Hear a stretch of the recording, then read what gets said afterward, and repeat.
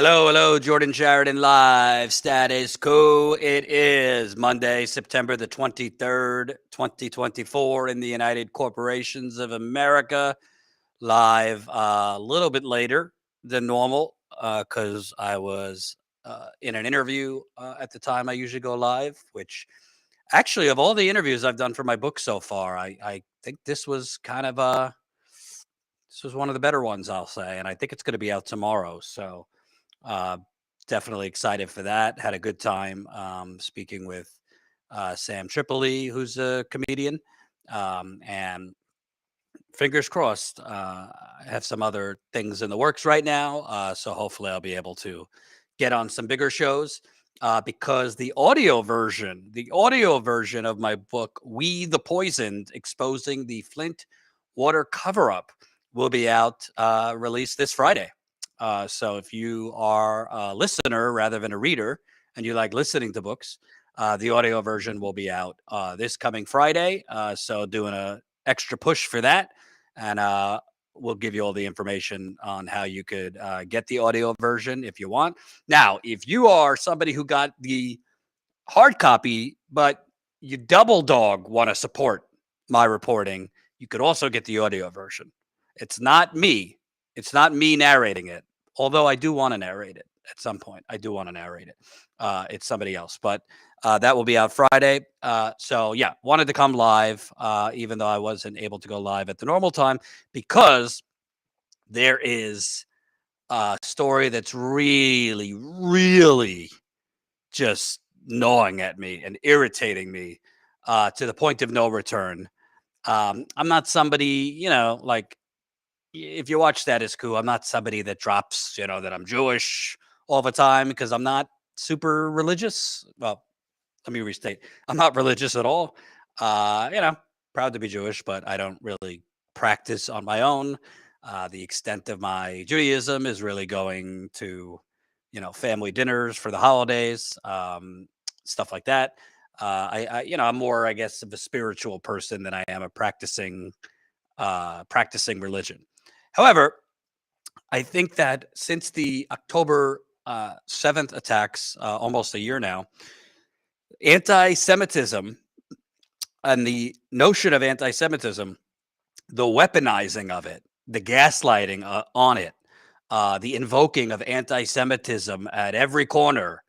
And I say this as a Jew who believes there is real anti-Semitism all over the world. And there's growing anti-Semitism in America. But there has been a weaponization of anti-Semitism by some disingenuous people, politicians and media, that needs to be called out. And it just so happens that the weaponization of that anti-Semitism is being weaponized by none other than the Attorney General of Michigan, who, if you watch Status Coup, I have covered and been digging into for many years because of her role in burying the Flint Water Crisis cover-up. And that Attorney General of Michigan would be Dana Nessel, who, if you don't know, is the Attorney General of Michigan. She is a beloved figure among MSNBC resistance Democrat circles. I don't care that she is, but she happens to be a lesbian. And so that, made her one of the star speakers at the DNC convention recently, as she told Trump and other Republicans, "You will take my wedding ring over my cold, dead body."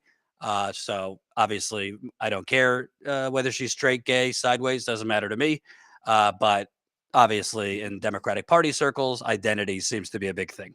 But we're going to get to her role in the Flint water cover-up in a little bit because she's kind of like Donald Trump and Obama in certain ways, like Teflon Don, Teflon Nessel. She has gotten away with covering up the biggest environmental genocide, I believe, in American history. And she is actively helping to cover up the root causes of it. She's gotten away with that because she throws out some identity and Trump bones, anti-Trump stuff. But she and some others are now weaponizing anti-Semitism to what I think is an all-time low. But before we get into that, joining me for this flight, co-pilot Peter Hager of Generational Change with that beautiful head of hair. Peter is a co-host of Generational Change. Definitely subscribe. Are you live tonight on Generational Change? All the more reason to come on your show. Let people know that we're going live at 9 o'clock. Way past Thank God. Thank God I'm not joining you because I can't. Thank God I'm not joining you this time because you people going live at 9 o'clock at night. Us parents, I'm ready to pass out at 9 o'clock. But definitely for those of you awake, tune in at 9 o'clock. Subscribe. I'm sure he'll be talking about this. But Peter, I was not live at my normal time because I was doing an interview. But you tweeted me. So you texted me something along, we got to go nuclear on Nessel and Whitmer. And I was like, shit, that's what I wanted to go live about. So I'm doing a special later live stream because I got to tell you, I don't play my Jew card that much because I'm not really religious. I don't go to temple on my own. But as a Jew, I find it offensive that these grifters in politics and the media are so brazenly weaponizing anti-Semitism and invoking anti-Semitism where it does not belong. And let's start, for those of you that don't know what we're talking about, because Dana Nessel, who is the Attorney General of Michigan, we'll get into her Flint fuckery in a bit, but she recently charged, Colin, if you have the article from the Metro Times, she recently charged 11 students and alumni who were part of campus protests in Michigan. She charged them with ridiculous charges, including criminal charges for violating supposed laws. Michigan Attorney General Nessel announced Thursday that she is filing criminal charges against 9 people involved in a pro-Palestinian protest encampment at the University of Michigan in Ann Arbor. Most of those charged are alumni and students who refused to vacate the encampment on May 21st. So this happened in May, and she's charging them in September for refusing to leave the campus? What? Yeah. In addition, 2 people, including UMichigan alumnus, have been charged for separate incitements during a counter-protest on April 25th. One is charged with disturbing the peace and attempted ethnic intimidation. That is insane. While others face charges of malicious destruction of personal property for allegedly breaking and discarding protesters' flags. 2 people have been charged with trespassing, a misdemeanor punishable by up to 30 days in jail for refusing to leave the encampments. I'll tell you what, the pro-Palestinian protesters are getting more jail time than any of the crooks and villains who poisoned the people of Flint are getting from this attorney general. Make it make sense. Okay, so she's charging 11 people. I wasn't there, but I see zero evidence that any ethnic intimidation happened. People trespass during protests. It happens all the time. She doesn't have to charge them. So Rashida Tlaib, Congresswoman, the one Palestinian American in Congress, who, has been, I believe, along with Ilhan Omar, singled at by media and false assertions of anti-Semitism. She tweeted, and I think this is what actually is at the root of Dana Nessel, the Attorney General of Michigan's meltdown. Rashida Tlaib tweeted, I believe this was last week, the Attorney General failed to deliver justice for the victims of the Flint Water Crisis, but has time to bring frivolous charges that only serve to silence those speaking out against a genocidal apartheid regime. This shameful attack on students' rights will fail. Follow the Constitution. That got under her fucking skin. Like yes. So let's give you the backdrop here, and I'll try not to go on my soapbox, but no promises. So Dana Nessel, according to my reporting, which includes sources in her family, I won't get into that much further, but got sources in her family. She's quite the vindictive person. You don't say. By the way, smash the like button, share this live stream. I have heard from people who worked on her campaign. This is not the nicest person. Very controlling too. But Dana Nessel, of course, has political ambitions. By all accounts, she wants to replace Nessel as governor. Not Nessel, Whitmer as governor. Whitmer, second term. She's term limited. And the stain on Dana Nessel, there's a couple things, but the biggest stain on her, which the media in Michigan and nationally have given her a complete free pass, is she absolutely tanked, sabotaged justice for Flint. She tanked the criminal investigation. I'll give you the details in a little bit. And she hasn't been called out on that. So she basically gotten away with it because the media doesn't care about Flint and politicians don't care about Flint. So her destroying the Flint criminal prosecution to the point that the Michigan Supreme Court threw out her case, and she was forced to end the investigation because most of the cases and charges were past the statute of limitations. It should mean you get your walking papers. It should mean you have to resign in disgrace because this is the biggest environmental calamity probably in American history. It's ongoing. The people are slowly dying. Cancer is through the roof. The water is still toxic. And because of her decisions, the case was thrown out. So the fact that Rashida Tlaib, as far as I know, is the only politician nationally that has called out Dana Nessel for that Flint point, that she failed to deliver justice for Flint. No other Democrat in Michigan will call her out.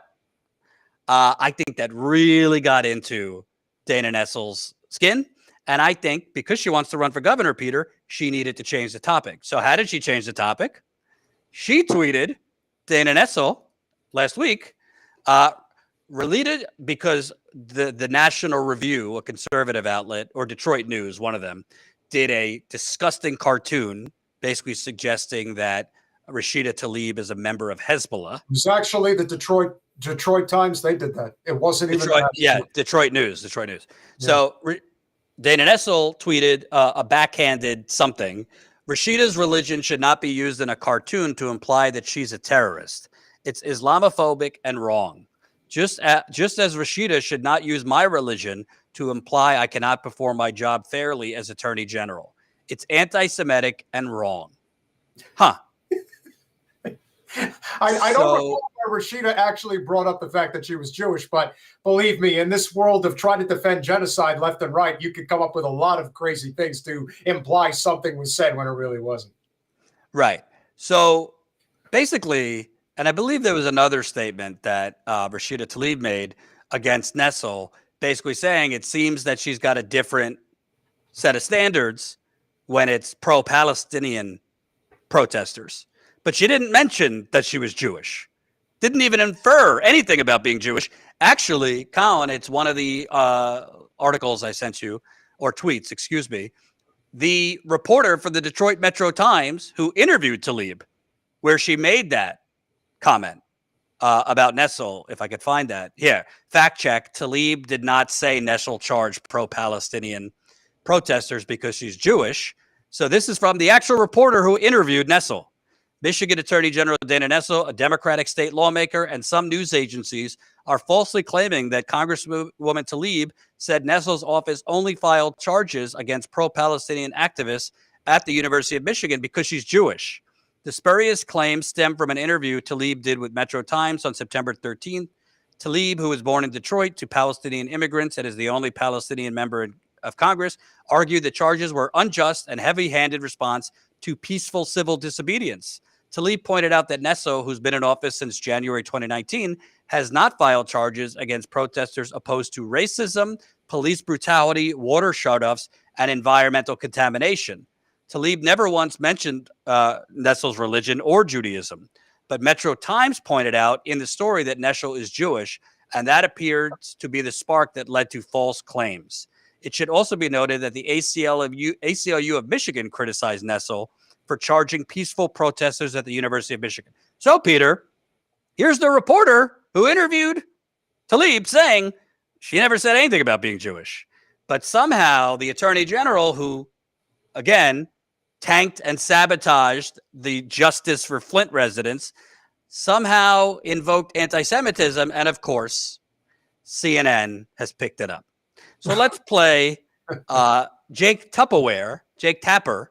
I think he's Jewish.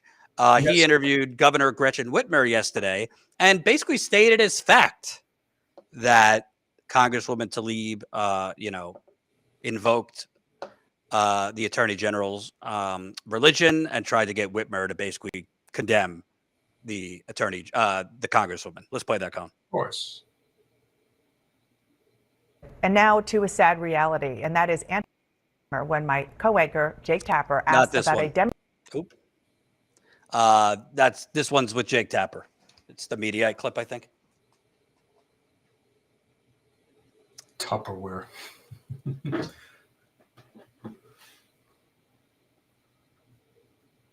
Yeah, it's the first one on the sheet.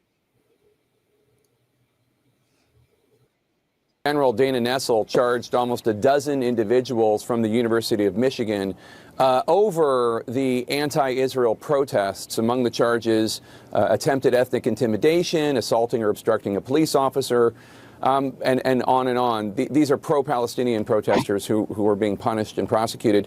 Michigan Democratic Congresswoman Rashida Tlaib, who is Palestinian, she called the charges from Nessel, who is Jewish, shameful.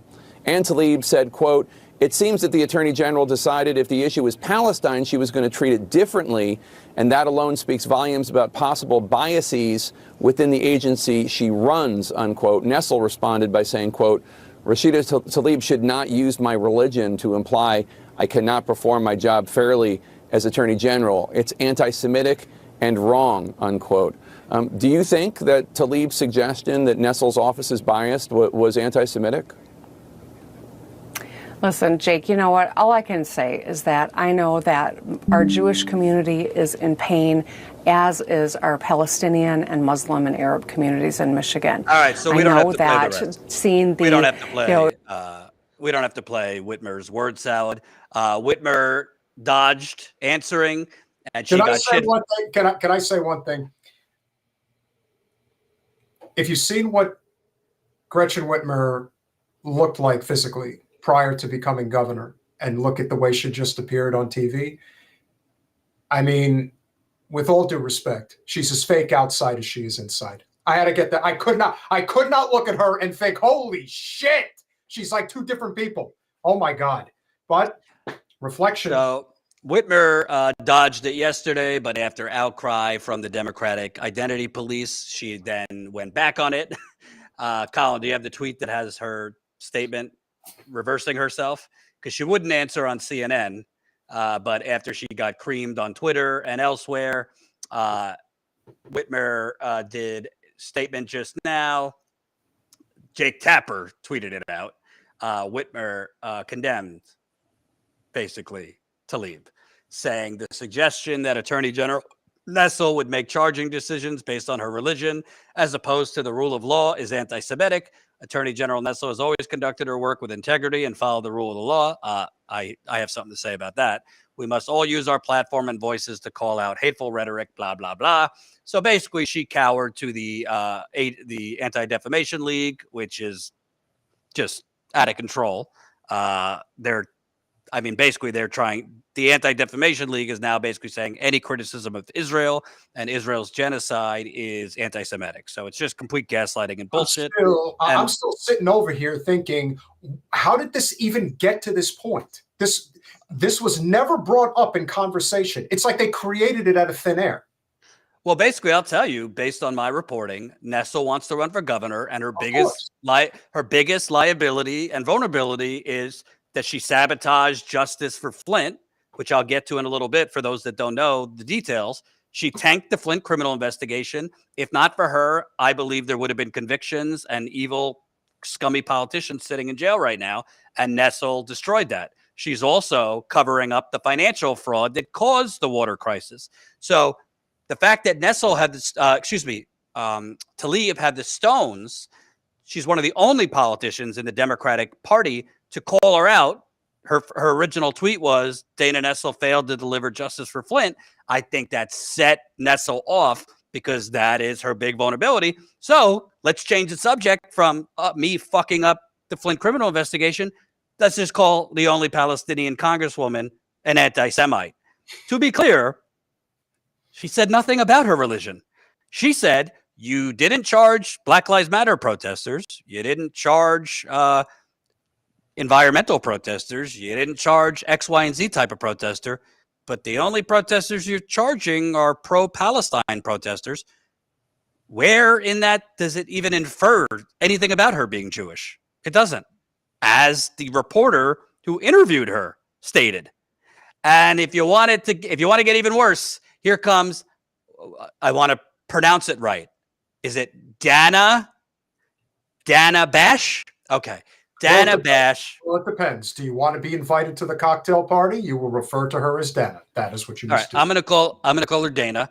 Dana Bash, CNN anchor who seems to call everything anti-Semitism. And by the way, I'm a Jew, and I'll tell you, there's real anti-Semitism. There's neo-Nazis in America carrying tiki torches saying Jews won't replace us. Who, by the way, Trump said there's good guys on both sides. There's real growing anti-Semitism, and you don't need to make anti-Semitism up when there's real anti-Semitism in America and around the world. But Dana Bash, again, she stated as fact that Rashida Tlaib somehow was being anti-Semitic to the Attorney General. Let's play that.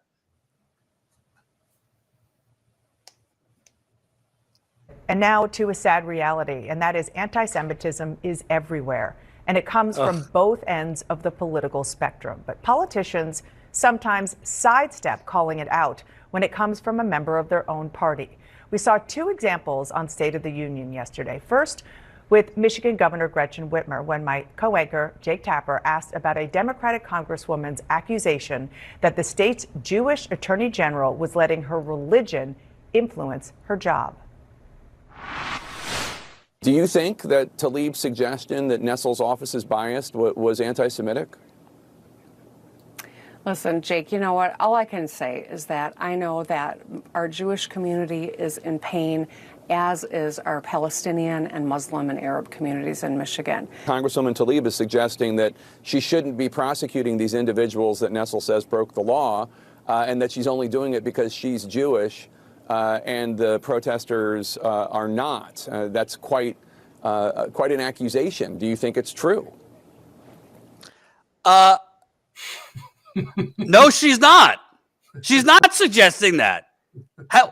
Your job is to report facts. She didn't suggest that whatsoever. I mean, it's unbelievable, the shit they get away. Let me just skip over because there's a part about Tom Cotton and Trump being anti-Semitic. Let's play this part here.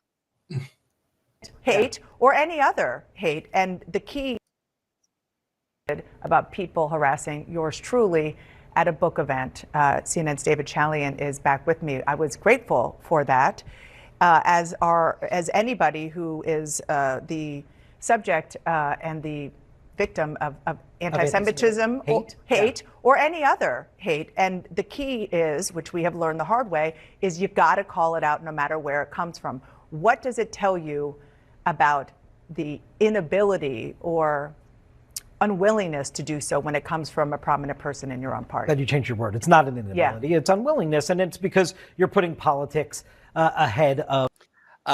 Peter, the floor is yours, because I got to tell you, I mean, corporate media stretches quite a bit on a lot of things. This is just straight up fabricating facts and fabricating statements, or even fabricating intent from a sitting congresswoman to basically falsely claim that she was calling out the Attorney General of Michigan because she's Jewish when she did no such thing. And I don't see Dana Bash, I don't see her up in arms about Rashida Tlaib getting death threats all the time. Do you? What this reminds me of, in very clear terms, it's like when they got their hand caught in the cookie jar, when it was proven that Wasserman Schultz was rigging the Democratic primary against Bernie Sanders in favor of Hillary Clinton. And their reaction to actually being caught with evidence was, no, it's the Russians. The Russians did. Everybody look over here. Look over here. Rashida Tlaib, clear as day, calls out the fact that, with all due respect, Attorney General who wants to be governor, you have failed in your dereliction of duty when it came to the citizens of Flint, among other things that you've done. She didn't even bring up Kalamazoo. But just using that as an example, basically saying you failed these people, which she did. And the fact that Mr. Flood, who was a Republican but doing a great job at reining in the people that were responsible for this, she comes in and decides, oh no, we're going to do it my way because I'm the boss now. And I'm going to make an example of you because I didn't like you when we worked together. So, of course, it gets personal. And this got personal because Rashida decided that she wasn't going to let it slide, that you have failed these people. Well, there was no way that the attorney general with major political aspirations, she's a woman, she's Jewish, and she's gay. So she's going to use it for all it's worth. And she's going to hide behind that identity as hard as humanly possible. The good news is that Rashida gives no fucks whatsoever. She has been the most principled member of the Democratic Party before October 7th. And now after October 7th, it's now infinitely better because she really has a spine, unlike somebody else who thinks they're going to be the leader of the Democratic Party. This really says a lot about the type of crowd that they're really trying to engage. The people that watch Jake Tapper, the people that watch Dana Bash, said it right. They are not concerned about the nuances of politics. This is more about what makes me feel good and feel comfortable. So if hearing the truth about one of their own that has political aspirations, whether it's her or somebody like Buttigieg, who is going to probably run for governor as well, they don't want to know that truth. They don't want to know that dozens, if not hundreds, and potentially thousands of people are going to die from cancer because of the actions of the attorney general. And Rashida is never going to shut up about this. And what's even more beautiful is that she is representing a community that is never going to let her out of Congress. They will protect her until the end of time, or as long as she prefers to be there. And if she's going to use her platform in a way that should be used, it's going to cause a shitstorm, but let it, because that is what needs to happen. We can't continue to just brush this under the rug, because as you and I have talked about time and again, there are 1,000 Flints throughout this country. And Dana, whatever the fuck, they don't want to be referred to in the context of, I am not doing a good job. I can't let my people hear that I'm not a good representative. I'm on the blue team. We're the good people. We're the liberals in the suburbs. We're the ones that matter. We're the ones that should be leading everything. But no, don't look over there. The thing that bothers me the most is, again, and I know your partner, Jen Perlman, who just ran against Debbie Wasserman Schultz, put up a great fight. Has been very outspoken as a Jewish person against what Israel is doing. I'm pretty sure she would agree with me. You know, this whole, like Dana Bash says, as someone who's been a victim of anti-Semitism, maybe you're just being criticized because you're a shitty journalist.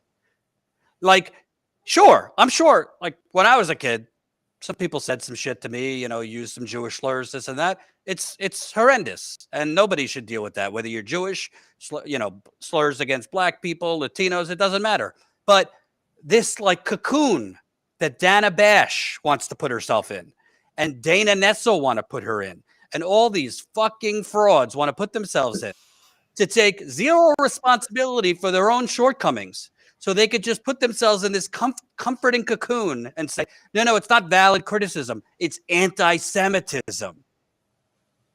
Give me a fucking break. Because Rashida Tlaib is correct. She did not charge Black Lives Matter protesters for similar trespassing. No. Black Lives Matter protesters, there's been plenty of examples in Michigan. They technically, by the law, trespass and this and that. So has nothing to do with her being Jewish. It does seem that she has thrown the book harder at pro-Palestinian protesters. That could be for a variety of reasons, having nothing to do with her being Jewish. But again, what truly is at the bottom of this is Rashida Tlaib, and you could Google it, folks. Gretchen Whitmer has never criticized Dana Nessel for tanking the Flint criminal investigation. Not a sitting Democrat in Congress, not a Democratic senator, not a Democratic union member, not a one. Not the UCLA of Michigan. They have all shielded her from responsibility because she's Team Blue. I don't give a shit what team she is. She literally took a criminal investigation that was headed towards criminal accountability for evil fucks that I have exposed that poisoned the people of Flint and are still to this day getting away with it. She took that and she burned it to the ground. And it's all in my book. Yes, that is a plug. explaining how she tanked and why she tanked the Flint criminal investigation. And to this day, September 23rd, just had my birthday the other day, she is withholding documents from yours truly. I put in freedom of information requests to get documents that would expose the financial scam that caused the Flint water crisis. First, her office told me they didn't have the documents. They were lying. I publicly threatened to sue them. Suddenly, they saw Jesus and said, we'll look again. And voila, she found the documents, but her office says they won't give them to me. So she's actively trying to cover up documents that would expose the role of banks, JP Morgan and Wells Fargo, in the financial scam that caused this, Democratic politicians that were going to be charged. So you might think, all right, Jordan, this isn't about Flint. It is also about Flint, because when did she respond to Rashida Tlaib? After Rashida Tlaib invoked her destroying justice for Flint. And I got to tell you, Peter, this is toxic and cancerous, because it's like in the few instances where somebody makes up an assault accusation, sexual assault accusation. It really takes away from real rape victims. This isn't the same thing, but in this case, all this bullshit, fraudulent gaslighting on anti-Semitism that isn't actually anti-Semitism, it takes away from actual anti-Semitism happening. And I don't see it. Listen, have I agreed with every single thing Rashida Tlaib's ever said or Ilhan Omar has ever said? No, I haven't. I'm not going to lie, but I don't think they're anti-Semitic at heart. And I don't think in this case she said anything at all about Nessel's Judaism. But it's this gross identity protective shield. I'm going to play the lesbian card because she happens to be a lesbian. I'm going to play the Jewish card because she happens to be Jewish. When on the merits, has Nessel explained why she charged these 11 people? Has Nessel explained what was the ethnic intimidation? That's kind of vague. Just the fact that it was such a delay. The fact that she waited almost 6 months. This happened in May. This protest was in May. She charged in September. Yeah. End of September. I mean, and again, this is all, it's all political motivation. All of it. There is nothing, there is no substance here. Just like there's really no substance in the Democratic Party anymore. Everything is being led by whatever the donor class wants them to do. And unfortunately, and this is, I think, maybe as big a reason, even though Trump is exceptionally pro-Israel, and of course he's got, Widow Adelson giving him $100 million. The Democratic Party, being that they've been completely overrun and captured by corporate special interests, they really are overrun and captured by the Israel lobby. Everything that they have to say, especially anybody who's in a position of prominence, because there's no question, especially if Kamala does not win, that Gretchen Whitmer is going to run for president in 28. I think everybody with any sense recognizes that reality. And certainly in 26, Dana Nessel has every intention of running for governor. And if somebody like Rashida Tlaib, who not only represents a Democratic district, she probably represents the most consequential Democratic district in the entire state. And if she basically sends out the smoke signal, I ain't supporting your ass when you run for governor, oh, you better believe that there is going to be maneuvering going into the midterms where Nessel is going to try to use her political muscle to try to push Rashida out of power. I believe that 1,000%. And by the way, dead on, Henry, with the comment, how come people attacking Jill Stein is not considered anti-Semitism? Because Jill Stein is not a disingenuous fraud. You might not agree with her on everything, but she doesn't, put on her protective shield and cry anti-Semitism for every criticism. It's absurd. And by the way, can we just point out, Peter, Donald Trump is literally saying out loud, if I lose, it's the Jews' fault. It's totally their fault. It's totally their fault. So we're going to elect me and we're going to make Israel great again. Like Donald Trump is brazenly saying anti-Semitic shit. I sent it to my Trump-loving father, my Zionist father, who literally, if Trump shot someone on Fifth Avenue, would make excuses. And I said, you still support this guy? He's literally saying the Jews are to blame if I lose. And he, of course, he didn't respond. But yeah. CNN's going harder against Rashida Tlaib, who didn't even mention, she did not mention Nessel's religion. and they're going after her harder than Trump. What's the difference between her and Trump? Well, their color, ethnicity. Maybe there's just kind of they're used to Trump's vileness. But can you imagine if Rashida Tlaib said, if I lose my election, the Jews will be to blame? They'd be invoking impeachment in Congress. I would. Trump says it.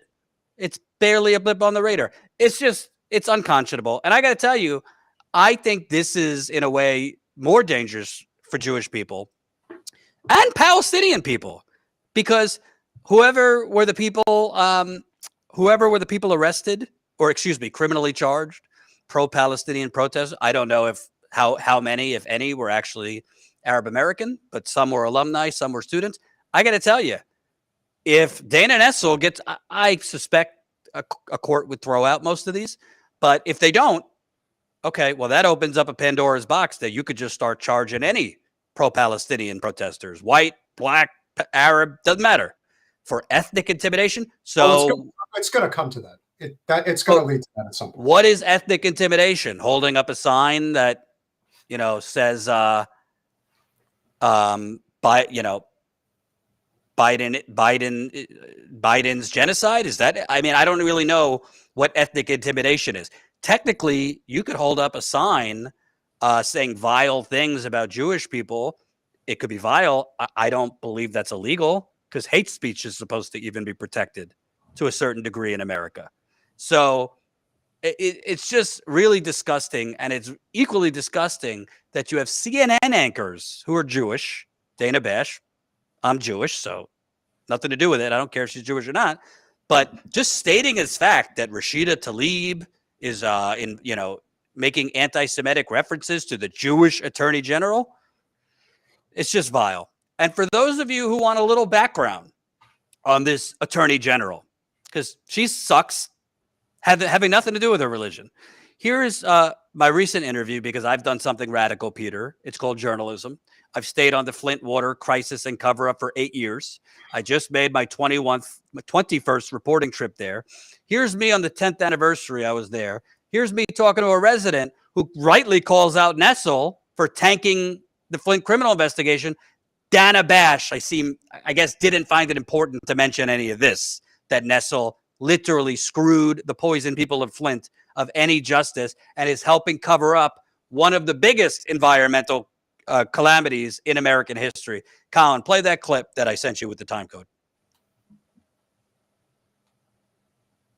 And I want to ask you, last year you said in some ways it's even worse than it was in 2016.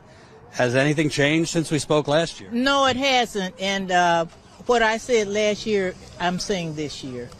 The 10 years looking back, is in a way it's worse, because when this started, you anticipated that your government would step in and do the right thing and take care of the people. Now, we know our government is, we have to stay on them and stuff, but we never could imagine that they would turn their back on this city like they have done. And like I say, that December was a Merry Christmas, case of slam closed. And talking about it's probably nothing we can do, that's the end. And then had the nerve to try to blame the Supreme Court and make Dana Nessel, you blame the Supreme Court, and you tried to make yourself a victim. We're the victims. Don't blame the Supreme Court and look and act like you was mistreated by the Supreme Court. Right. You were either incompetent or treacherous, and we don't know which, but we're not going to accept either way. Is she anti-Semitic too? That water warrior in Flint for calling out Dana Nessel? That's the great Claire McClinton, who has been fighting the good fight for justice in Flint for 10 years. And what she was referring to is the fact that Dana Nessel,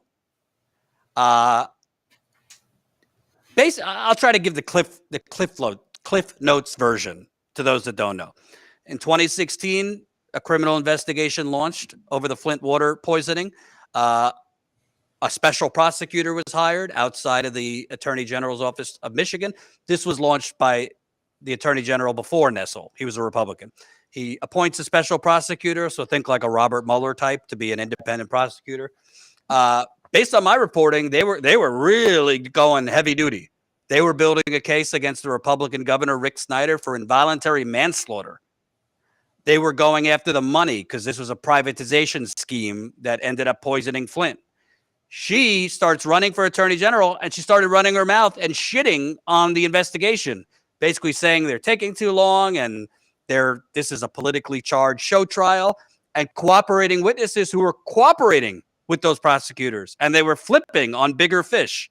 You know how these investigations work. People flip on higher people. They stopped, the witnesses stopped cooperating because Dana Nessel was basically saying, if I win, I'm going to fire these people that you're cooperating with. So she basically obstructed the investigation. Then she gets in and she cleans house. She fires the prosecutors that were building a case for involuntary manslaughter against the governor of Michigan, which would have been a first in American history. You want justice? How about involuntary manslaughter against the governor for covering up the deadly Legionnaire's disease? She fired the chief investigator. He helped bring down the Gambino Mafia in New York. This guy was serious. Fires him. Based on my reporting, she fired them over petty political reasons because she didn't want them to get credit for justice for Flint. Can you imagine? It's that simple. It really is that simple. I hate that it's that way, but Nessel decided to step in and basically, and this gets back to what I still believe is the crux of the entire story, because I finished Jordan's book a week ago, and I messaged him right at the end. Peter, you can't just say that. How was the book? The book, yes. I'm saying you can't just say you finished it. You got to say, how was it? The book was fantastic, but it was also depressing at the same time. And I will say that the most gut-wrenching part of the book to read is pretty much the last 30 pages, because it gets into what these people are suffering through, but it also brings the whole story full circle. There were many guilty parties in this, but Dana Nessel, she's probably the most guilty because she had the biggest political ambition out of anybody who saw the benefit of sweeping this under the rug. Now, why is that? Because the whole point of this, which is the whole point of what Jordan and I have been talking about with this, since this started in 2016, the first time he went there, it was obvious that this was a pay-to-play opportunity for privatization of the water system between Detroit and Flint. That's all it was. That's all it ever will be. And it's the same thing in every freaking municipality throughout the country. How can we privatize this and make a lot of money? And the point is, why would Nessel throw this under the bus? Why? Because Wall Street banks are involved in this, and Wall Street banks fund the Democratic Party. And if you want to play ball, then you simply just have to say, listen, you make this go away, we've got $20 million coming into your political coffers when you run for governor. Just remember. But, if you happen to prosecute a few people like the former governor, like a couple of people that are involved with the KCA and a whole bunch of organizations, that money might not be there when you try to run for governor. Just letting you know. And it's really that simple. It's actually a lot more insidious than even that. Yeah. So I we don't have all night. Buy the book. So you know the whole story, but a lot of you Status Coup viewers, you do know the story because I've told you over and over. But the bottom line is, Dana Nessel, I've spoken with at least a dozen lawyers. She did something that is unheard of legally. It's one thing if you want to fire like the special prosecutor, you want to put in your own people. Okay. She dropped all of the charges that they had charged. So that she dropped charges that they had filed against the head of the health department for involuntary manslaughter, the number 2 at the health department for involuntary manslaughter, several emergency managers. Everything's about, democracy is on the line in the 2024 election. Well, here, democracy was actually removed.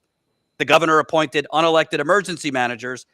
They took power over the elected mayor and city council, and they were the ones who were driving the bus for the governor, by the way, to privatize the water system, and we know what happened. So she dropped the charges against them. So then she puts in amateur hour prosecutors to restart the case. Unheard of. Why would you restart from scratch? If you want to fire the prosecutor, fire the prosecutor. Even if you want to put in your own people, why would you drop all the charges? No lawyer I talked to said that it made sense. Most of them said, Why wouldn't you just roll the dice at trial? You didn't need to drop all the charges. And I believe the reason is very simple. She dropped charges against 8 state and city officials. Well, part of the charges she dropped were financial related, were financial fraud over bond fraud, because basically there was a fraudulent financial deal that allowed a nearly bankrupt city, Flint, borrow $100 million for a completely unnecessary new water system. How does a broke city borrow $100 million, you might ask? Because it was a scam. It was a fraudulent bond deal. And the prosecutors before her that she fired were going after that fraudulent bond deal. We're going after the banks, JP Morgan and Wells Fargo. She fired them. She lied about them and claimed they were incompetent. They were not. She then put in campaign donors who had never brought a case before a jury. Let me repeat. She fired competent prosecutors, and she put in prosecutors. One of them, I think, had good intentions, but was just not equipped. She never brought a case before a jury. Why would you're going to replace, I don't know, Babe Ruth? Or you're going to replace, like, I don't know, if you watch, you're going to replace Michael Jordan with, I don't know, me? And it also goes to show you that this is all red team versus blue team. Every liberal in this country lost their mind at the prospect of Kavanaugh and Coney Barrett getting on the Supreme Court, and they never tried a case. Right. So how come when this happens over here, it's but it's the blue team, so it's not so bad. So basically, she puts in amateurs. They end up recharging most of the officials that she dropped charges against with lesser crimes. She charged the governor of Michigan, who, again, based on my reporting, they were going to go after him for involuntary manslaughter. They charge him with, in the words of some Flint residents, a parking ticket, a misdemeanor that he'd have to pay $1,000 and possibly see a year in jail, which was never going to happen. And then, icing on the cake, she doesn't follow through with that financial case I told you about. And then the Michigan Supreme Court tosses her charges, stating that she did not bring them. She violated the Michigan state constitution by using a one-man grand jury. I don't want to get too in the weeds, but one-man grand jury is basically a judge issuing the indictments. And based on my reporting, the amateur prosecutors she appointed, they were warned, if you use a one-man grand jury, it's going to be challenged. These defendants, the governor of Michigan, have a lot of money. He's a millionaire. It's going to be challenged. It was, and they lost. And then, as that resident was saying, she had the balls to blame it on the Supreme Court rather than herself.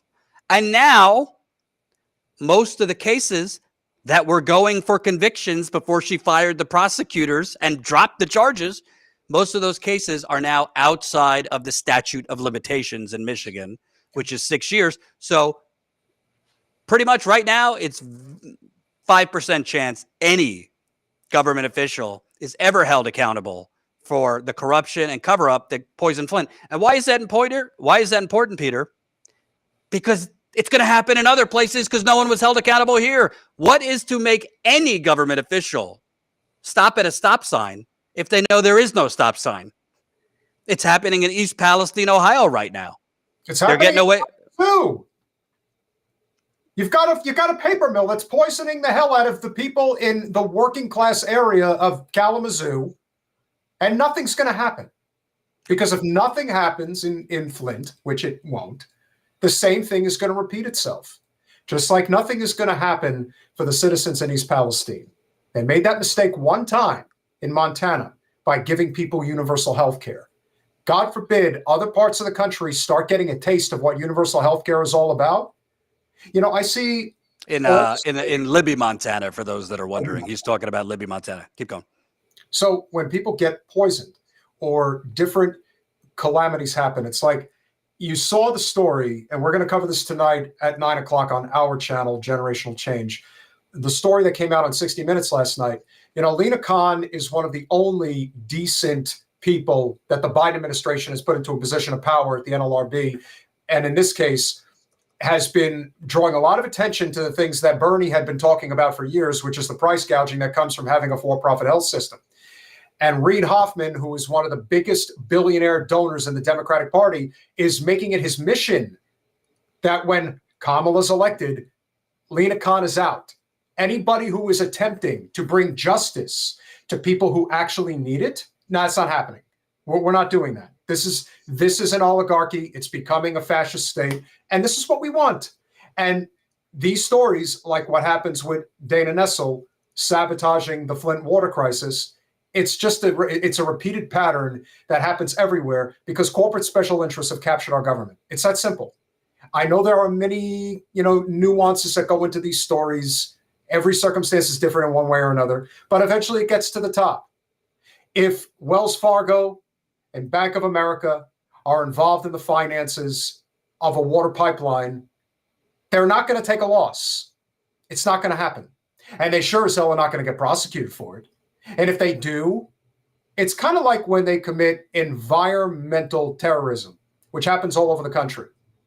We're going to profit 10 billion and you can fine us $1 billion and we're still going to profit 9 billion. So we're winning either way. They will not stop until there actually is legitimate consequences for their actions. And I don't want to see anybody making posts on social media about, oh, how do they get away with charging 10 times, 20 times, all these. Until you have a single payer universal healthcare system, this shit continues. It will not stop and it will not change. And unless you're willing to actually deal with the crux of the problem, you will continue to bitch and complain on social media about why are we getting screwed left and right. There are solutions to these problems, but until you're willing to go at the heart of these issues, and that is why I, as I'm sure you are grateful that at least Rashida Tlaib is willing to speak up about the real crux of these problems, because like you said, that the reason why Nessel and now Whitmer are on a blazing trail on social media, on corporate media, it's because Rashida Tlaib touched the third rail. She identified what the real problem is, and they cannot have that, which is why, like I said, they are going to do everything in their power to shut her up, especially as we get closer to the election, and especially because now, in lieu of what Rashida has decided to do, Michigan gets that much closer to becoming the state that's going to make or break this presidential election. So they do not want her having any effect whatsoever. And to her credit, she's basically saying, I'm not getting on board with this shit. And by the way, although this story isn't directly about Gretchen Whitmer, let's also be very clear. Number one, it was the media's preference that she replace Uncle Joe. The media wanted Gretchen Whitmer to replace Uncle Joe. Frankly, the media has been doing slobbering, pathetic puff pieces about Gretchen Whitmer basically for 3 years. But Gretchen Whitmer, they could say, well, the governor and the attorney general are separate. Yeah, if you believe that, I got a bridge to sell you. Okay, Gretchen Whitmer ran for governor on Justice for Flint. Gretchen Whitmer ran for governor. I'm going to reopen the water stations where residents could get free water that the Republican governor shut down. It's today, 10 years later, the water is still toxic. I don't give a fuck what the EPA says. I don't care what the state of Michigan says. They've been lying the whole time. I care what the residents tell me and what I see with my own eyes. I was just there for my book, and residents were showing me their fresh rashes on their skin from the water. So don't tell me the water's fine. Residents are still posting pictures of brown water, video of brown water. I remember that gentleman that lives down here that is Team Blue. And the other problem with liberals especially is that they are so convinced that their shit doesn't stink, that everything they read, especially if it's from the New York Times or the Washington Post or CNN or MSNBC, it must be correct. It can't possibly be wrong. And so when I have to show this to Jordan, that there are people who actually are convinced that the water in Flint is safe, and you have to explain to them that they're not, and you have done years and years of research, you deal directly with the residents there, and he still insists that you're wrong. The brainwashing, I get so tired of people saying that people who support Trump are in a cult. There is nothing like the upper class liberal cult because they claim to be the educated ones. Trump preys on a lot of people who are not the smart. I get smart's not even the right word. They're not as well read. They're not those type of educated people. They're blue collar workers. Some are blue collar millionaires, but they don't follow the same trend that the liberal class follows. The liberals are convinced that they're right when they think that they know something. But when evidence is presented to them that this is not correct, it doesn't matter for some of them because it messes with their worldview and they can't deal with it. We have to recognize that this system is broken beyond repair. We cannot continue to do what we're doing because Flint's coming to your neighborhood next. If you think it can, trust me, it can. When's the last time you checked your water to see how safe it is? Probably haven't done it, but maybe you should. And, just to bring this full circle and back to the original point, it's really crazy to think that everything I've reported, and it's all in my book, if we lived in a sane planet, a politician that does this, whether through incompetence or intent, meaning either Nessel was truly incompetent or she had malicious intent to bury the true cover-up, which I think it's a mix of both, she would not be welcomed in polite society, right? But at the DNC convention, she's a primetime speaker. Why? Because she's a lesbian, which I don't care about, but they had to have her on stage to check that box, and she had to tell Donald Trump, "You're going to take my wedding ring over my cold dead body," referring to Roe v. Wade and the Supreme Court and gay marriage and this and that. So I don't care if you're gay, straight, sideways, really doesn't matter to me. But basically, her just machete she took to actual justice for the people of Flint is totally ignored by the Democratic Party, by mainstream media, because she's on the team, as Peter said. By the way, this goes for the Republican Party, too. In polite society, in healthy society, Matt Gaetz would be nowhere near a stage on the Republican side. I mean, half the Republican Party would not be allowed to speak or go on media because they're awful, too. But notice CNN didn't get in a twist and didn't even mention what Rashida Tlaib said about, she did not deliver justice for Flint, because they don't care about that part. That doesn't fit their narrative. It doesn't matter to them what Rashida Tlaib, what Dana Nessel did or did not do for the people of Flint. What matters is Rashida Tlaib had the temerity to call out her bullshit. Notice Dana Bash and Jake Tapper, they're not investigating the charges that Dana Nessel brought. They're not looking into those charges. They're not asking what is the basis of those charges. They're not even identifying the issue that Rashida brought to the table. They're completely pretending that she didn't say what she said. They can't even address that. How could they? They're funded by the Israel lobby. Can't. And also, they're not asking, why did it take you June, July, 4 months to bring these charges? Did you need 4 months to investigate the protest? Did you need four months to gather eyewitnesses? Did you need 4 months to get the security cam on the campus? Why are you charging these 11 people 4 months later? So it's really gross. And, we're going heavy on Dana Nessel, but truth is, this is not just her. I mean, you got the ADL, which is the Anti-Defamation League. I mean, Jonathan Greenblatt basically lives in the green room of MSNBC. He's on Morning Joe all the time, and he says if it rains, it's anti-Semitism. I mean, it's actually insulting to Jewish people. And I don't play the Jew card much. I'm not really religious. I don't. My involvement in religion is going to holiday dinners, but it is kind of insulting and offensive because, I mean, you can't just cry wolf over everything, and that's really what this is about. It's gaslighting and weaponizing anti-Semitism. Instead of, if you want to cover anti-Semitism, go cover the neo-Nazis. Tina does a great job. Tina Desiree Berg for us actually goes out and covers lunatic militias and neo-Nazis going around. That is anti-Semitism, and there's plenty to cover, not just in America, around the world. But don't spare me, which, by the way, endangers Rashida Tlaib. Every time you gaslight and lie that Rashida Tlaib is being anti-Semitic or Ilhan Omar is being anti-Semitic. It actually creates more death threats against them and requires more security for them. Your thoughts? I think secretly that they would just prefer that they go away, and they don't care how they go away, whether voluntarily or violently if necessary. When the system is captured the way that it is, it's really just about how long they can hang on to this and how much longer they think that they can continue to keep people stuck in the bubble.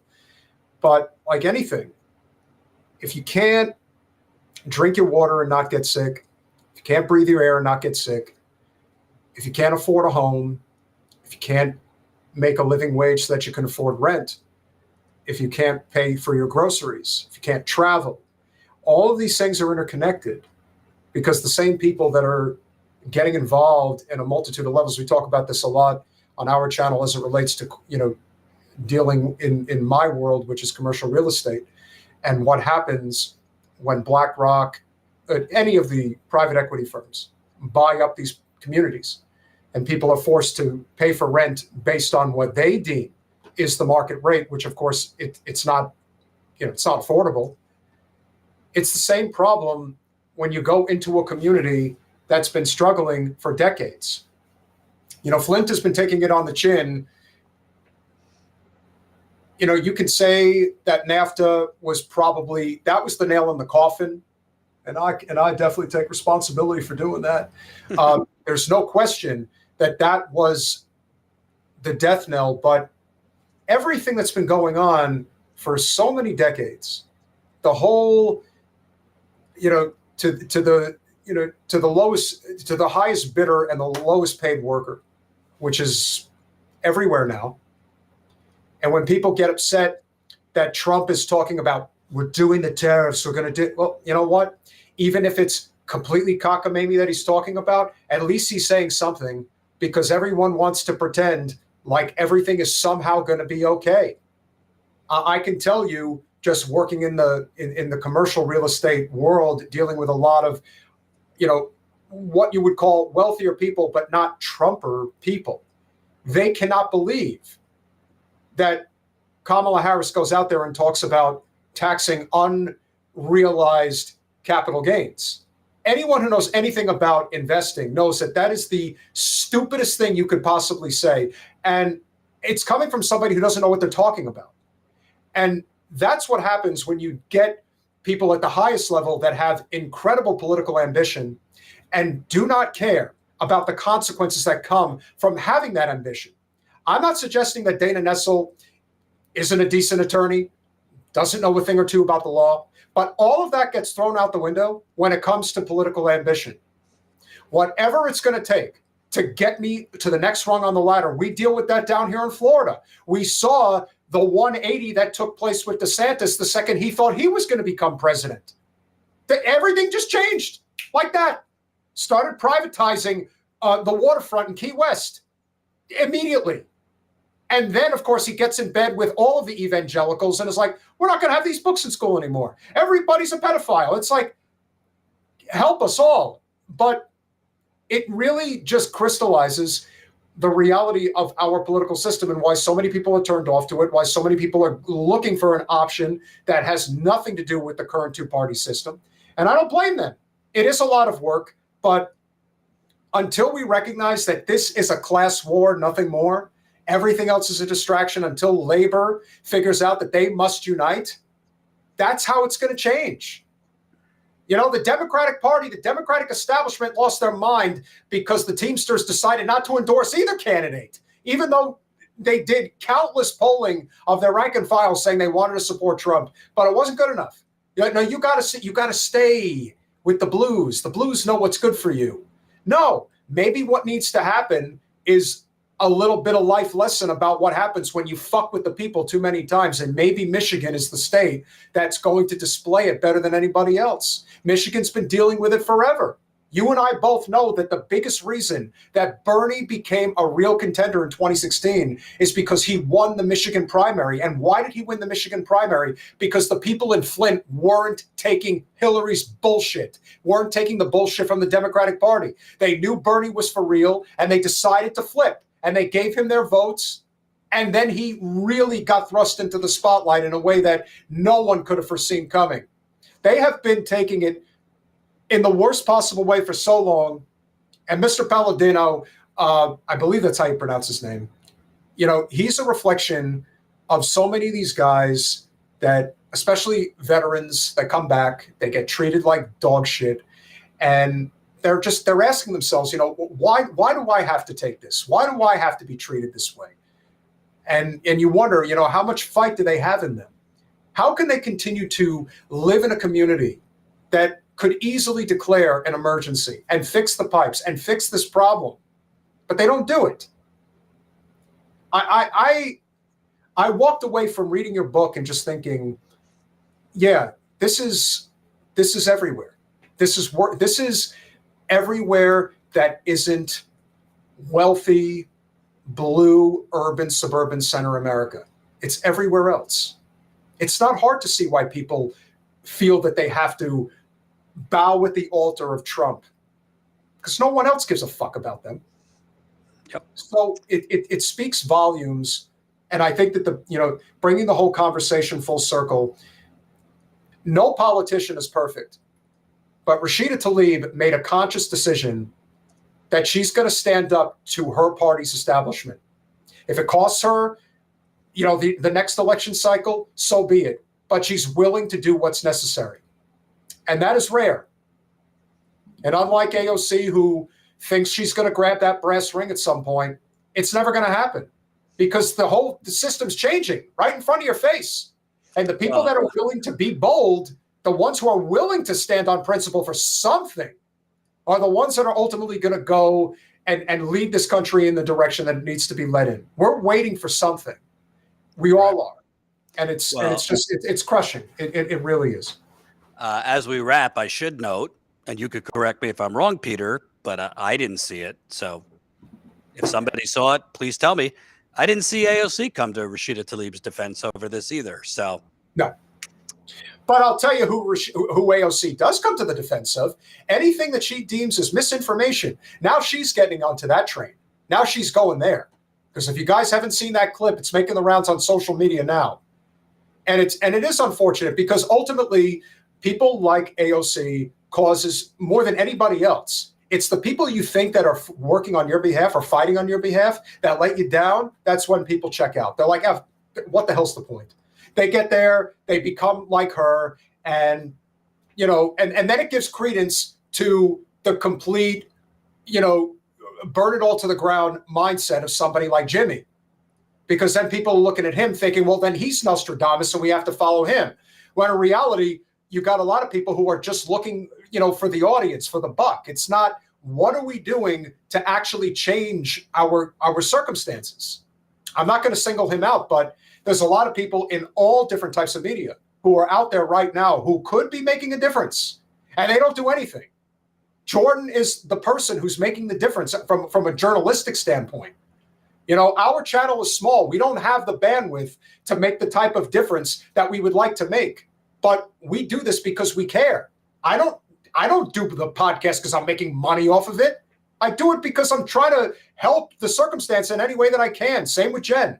The people that are out there that actually have a platform that they can use it for the right reasons. And I'm appreciative of the people who give you a platform to get your message out there. Kudos to Glenn Greenwald. Kudos to Crystal Ball.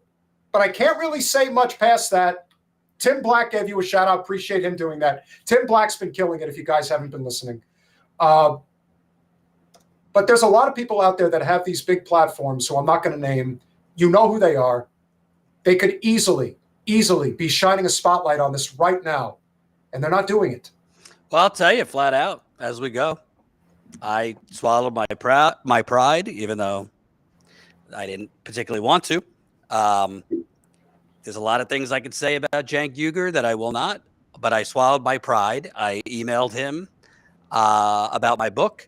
I said, to your credit, I would have never been able to publish this book or get this information without the Young Turks, because they're the ones that invested in sending me to Flint in the beginning. I think I took at least 6 or 7 trips to Flint thanks to the Young Turks, viewership.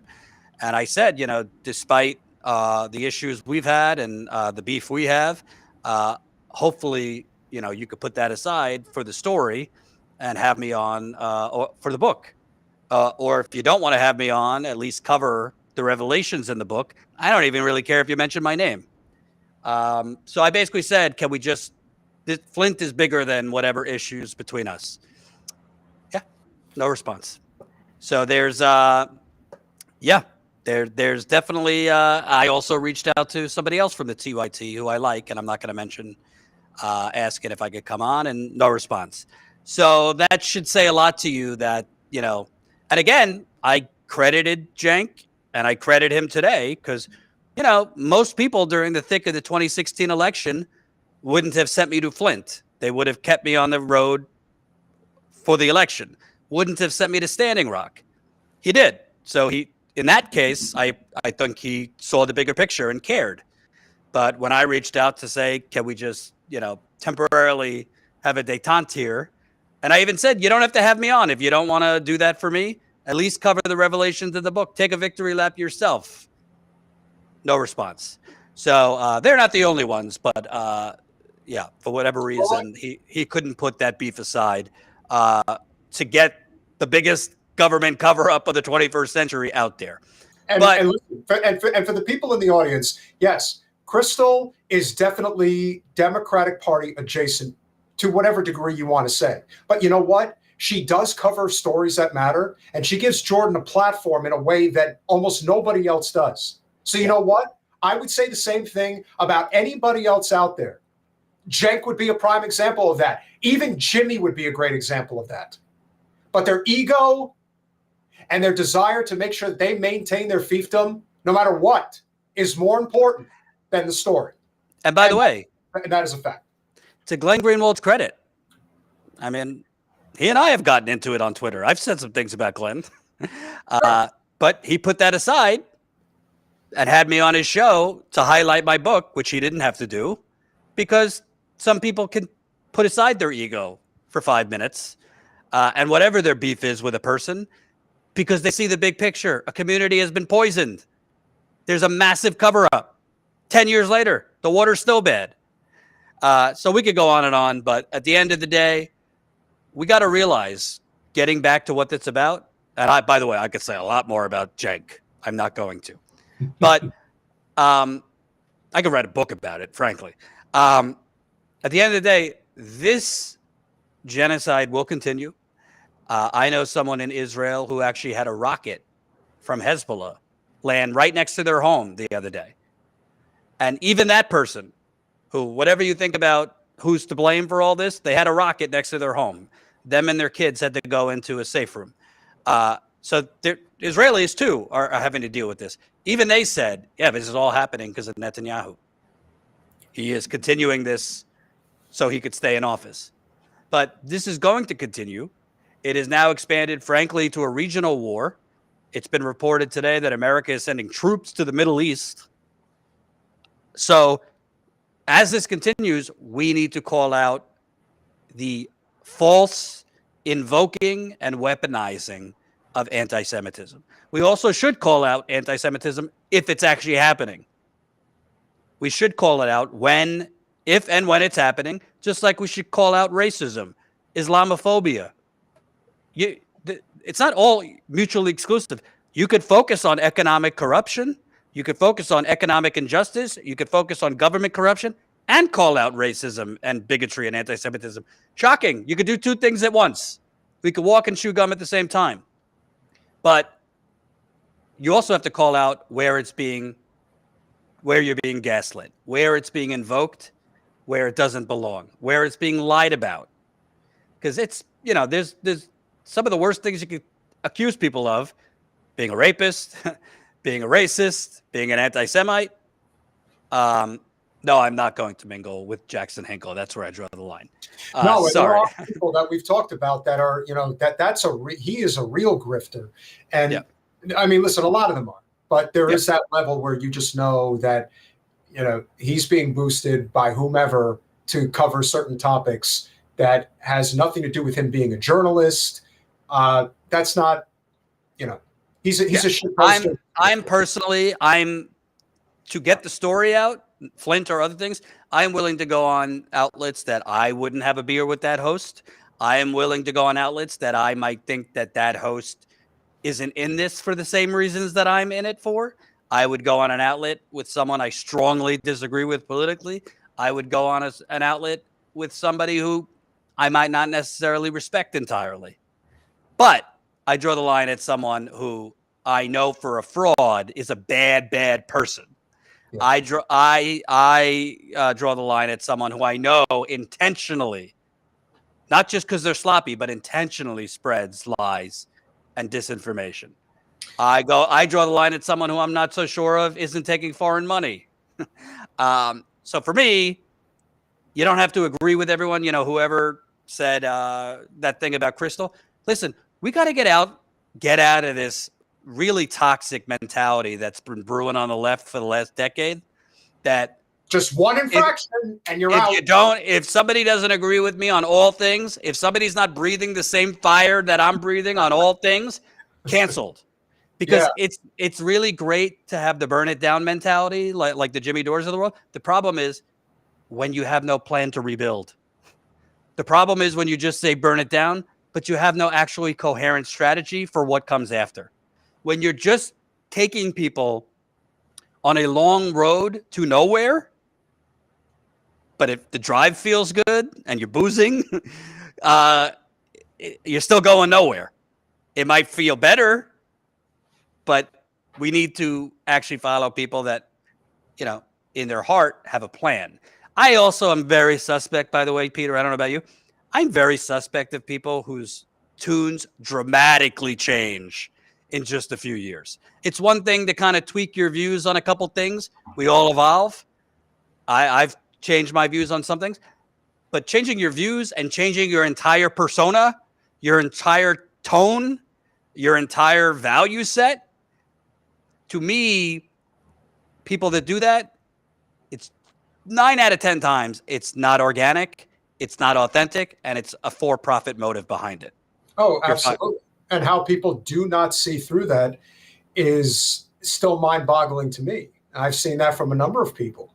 And there are those who are going to go with certain trends because that's what's going to get them clicks. And that is always the most dangerous thing. I've told people time and again, as somebody who does not rely on politics for his living, don't ever trust anybody whose livelihood is dependent on politics.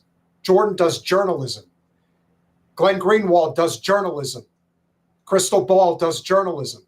Do not rely on anybody who does politics for a living, because they will always find a reason to shift in their direction, whatever is economically convenient, at the expense of everyone who needed them to stay the course on issues that matter.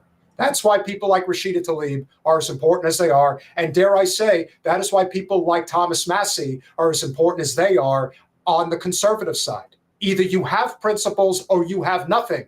And unfortunately, most don't. So stick with the ones that do, and we continue to build out through that. Now, let's end on a positive note. I've got Trump here. I've got Bernie here. I've got Clinton here. Who do you want to hear? Who does the audience want to hear? Let's at least have a little fun before we go. I would personally love to get Bernie's response to Governor Gretchen Whitmer, Attorney General Dana Nessel, Jake Tapper, and Governor and CNN, Dana Bash,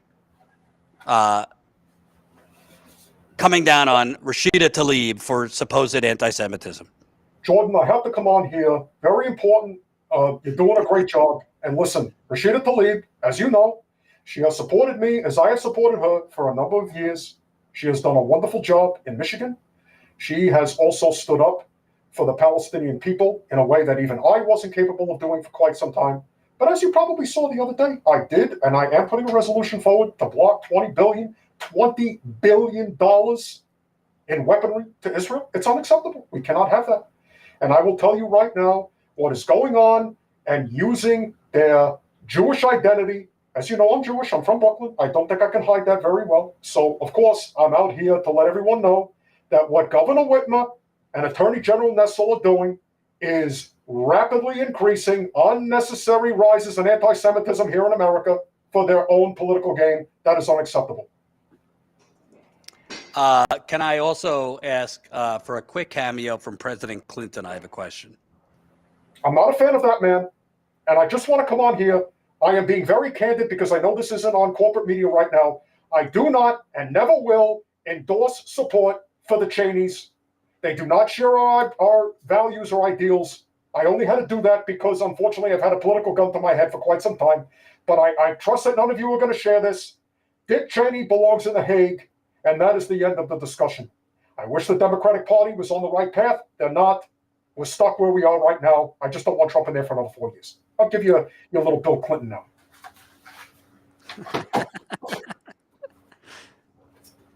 I just have one question for President Clinton. No, I have one. Excuse me. I have one question for you. I just need to know if there are any cute ladies in the audience. That's the reason I came onto this channel in the first place. That's what drags me here anyway. So, ladies, I'm still available. Have you seen the way Hillary's been acting lately? Save me. Save me. President Clinton, it's been reported that there was a reporter for New York Magazine, Olivia Nuzzi, sending suggestive photos to RFK. I wonder your thoughts on that, because you infamously had a lot of it. You had a lot of integrity when dealing with younger women. Jordan, you asked the best question possible. All I could tell you is that I was appalled. I was upset because I wasn't the one receiving those photographs. Have you seen Olivia Nuzzi? She is a peach and a half. My goodness. And kudos to RFK. I mean, he's pulling them in 30, 40 years younger than he is. I mean, granted, he certainly deserves it. I mean, have you seen how strong that guy is? I wish you wish you had that Kennedy compound cash. I really, listen, you know what? Going to that private island in the Caribbean, that just wasn't doing it for me. If I had my own private island here in the States, Lord knows it'd certainly be a lot more appealing than having to drag people out to Bentonville, Arkansas. You know, I may have a nice place there, but it sure isn't a place that a lot of the ladies from the coastlines like to come to. So I got to do the traveling myself, and I would certainly travel very far and wide, if you know what I mean, to get a special private time with that Olivia lady. I'm free, Olivia. If you're out there, you know, I can get away from Hillary. Believe me, I've done it quite a few times, and she just seems to get a little more curmudgeonly by the day going by, and I'm just not ready to kick the bucket yet. So, you know, I'm worth a lot of money too, in case you didn't know. So definitely consider giving me a call. And you can call me at 1-800-CLINTON, Clinton #1. And my last question, I obviously, you know, you and your wife probably don't agree on all things, but you recently came out saying that there possibly needs to be criminal prosecutions for Americans that engage in quote unquote Russian disinformation. Criminal prosecution for quote unquote Russian disinformation? That seems like a pretty broad brush to me. It's not that broad when you think about it. I've been saying for the longest time, Clintonism is here to stay. It's not going anywhere. Have you seen the person who's running for president on the Democratic Party ticket? Have you seen her? She is Hillary in a Kamala suit. That is what she is. We are going to continue the censorship brigade because our messaging is just not resonating with people anymore. But so long as Hillary and I are alive, we're going to do everything in our capacity to make sure that that message sticks. How else are we going to be able to continue cheating the American people by trading on inside information? Have you seen how much money Pelosi's been making? She's making more than us. I don't think that's acceptable. If anybody's going to make it, it should be us. So as far as having to tamper down on censorship, we're not doing that. We're going to censor everybody until they eventually learn that it's our way or no way. Remember, you're stuck. You got to vote for us, otherwise you're getting Trump again. Isn't that great how that works out, Jordan? Isn't it incredible how we did it how we got away with it all these years, how it wasn't enough for the voters after we screwed Bernie out of the nomination in 2016. No, that wasn't enough. In 20, he was going to win, and that we got everyone out, and we got them all behind old Joe, and it worked again. But now, we just couldn't help ourselves. We had to take it a step further and prove that no matter what we do, we will always convince our base to get on their hands and knees like the dogs they are and fall in line and bow their head. We decided that we were going to run Joe even though he wasn't capable of running anywhere, not even to the ice cream store. So we got him in line, and then eventually he embarrassed himself in front of national TV, which we knew was going to happen. And that's how we got our girl Kamala, because if you remember, if everyone remembers, we brought her out to our private little get-together in the Hamptons in the summer 2017 and said, "You're next. We'll put you up, and we'll figure out a way to get you in there." And sure enough, that's exactly what happened. And we couldn't even get a floor fight at the convention. We just decided, no, it's going to be Kamala. Kamala's the one.